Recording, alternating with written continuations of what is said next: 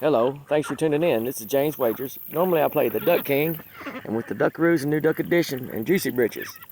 Yesterday, however, I got to perform a wedding as a minister. That was a big day for me.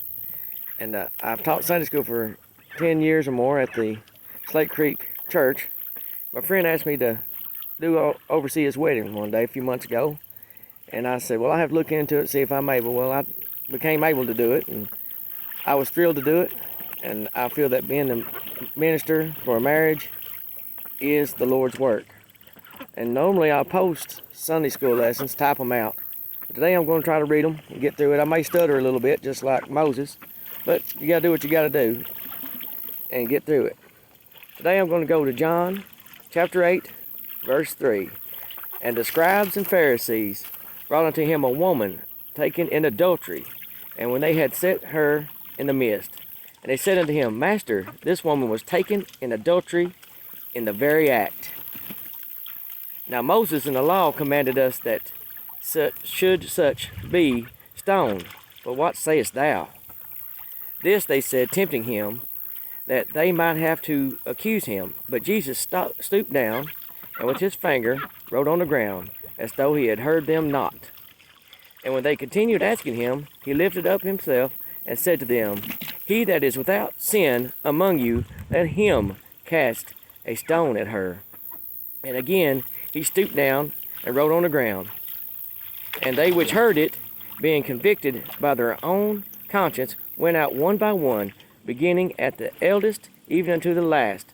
And Jesus was left alone, and a woman standing in the midst. Ain't that like us today? Always want to catch somebody in something, think we're better than everybody else, or we haven't sinned like them, or their sin's worse than us. They was trying to also catch Jesus, who was perfect, without sin, catch him in a sin. That's the way it is today. So Jesus said, cast the first stone.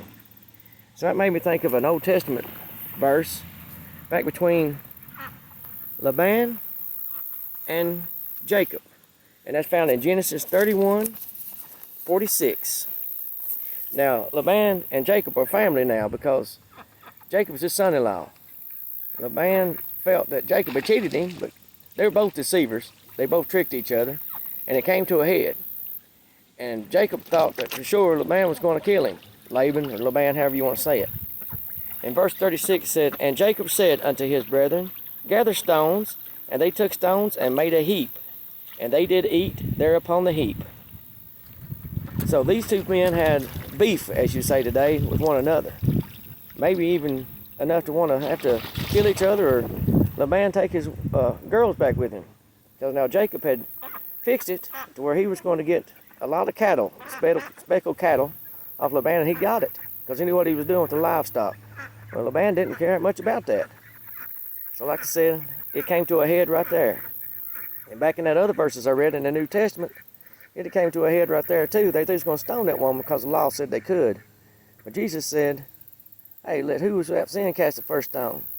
Now going through today with social media and friendships ending and marriages ending, and things are just not like they used to be, or maybe they are like they used to be because there's nothing new under the sun. Maybe it's time we start stacking stones instead of throwing them. Maybe it's time we start using forgiveness, and it is time, not maybe, but it is, to use forgiveness and start stacking some stones instead of throwing them, because none of us are perfect. None of us should have haughty eyes. It happens, and when it does, it's time to humble ourselves so nobody can have an ought against you, or you won't have an ought against anybody else, which that's a trouble, a problem with one another. We're to have forgiveness. 7 times 70 is what Jesus taught, which really means infinity on forgiveness. So I hope you all enjoyed this episode of the Duck King, Duckaroos and New Duck Edition. Juicy Britches ain't here today right now. I hope you all enjoyed it. This is sort of like on Hee Haw when they say play the gospel music. And everybody say, oh, I love that ending of Hee Haw. Or like on Duck Dynasty when they'd say their ending prayer. I hope you all enjoyed and tune in again. Thank you.